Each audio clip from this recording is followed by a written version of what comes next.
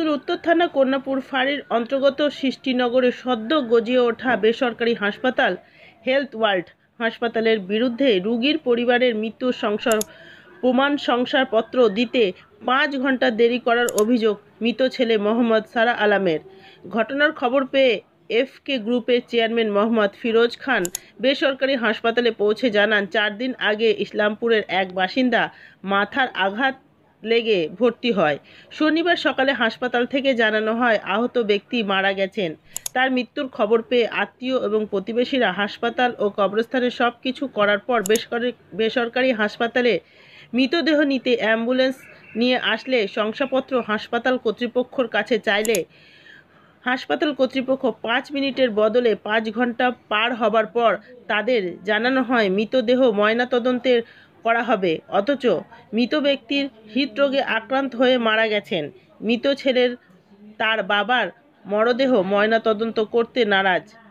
অন্যদিকে হাসপাতালের জরুরি বিভাগের চিকিৎসক ডাক্তার অরিজিৎ ভট্টাচার্য জানান, গত 26 তারিখে মৃত ব্যক্তির মাথার আঘাত নিয়ে ভর্তি করার পর তার অপারেশন করা হয়। আঘাত গুরুতর হবার কারণে স্থানীয় থানাকে ঘটনা জানানো হয়।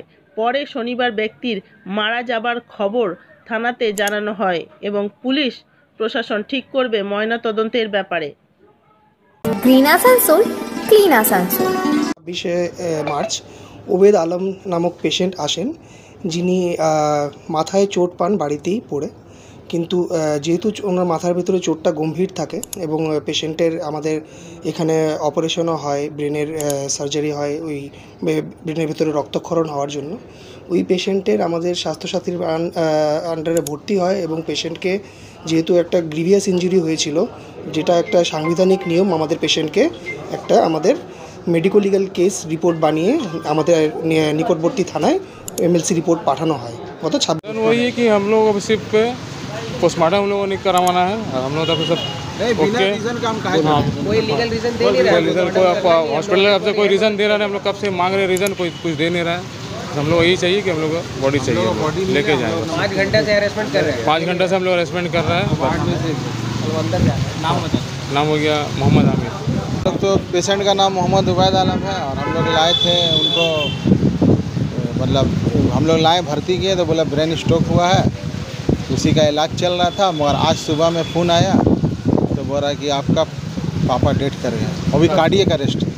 सुबह 7:30 बजे फ़ोन आया, भर्ती कराया था। हम आया कि आप जो है इनका उबैद खान साहब का जो है कार्डियक अरेस्ट से डेथ हो गया है, आप आके डेड बॉडी को ले जाइए।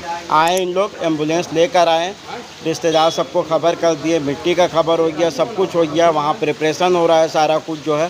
और यहाँ पे अचानक से बोल रहे हैं कि पोस्टमार्टम होगा।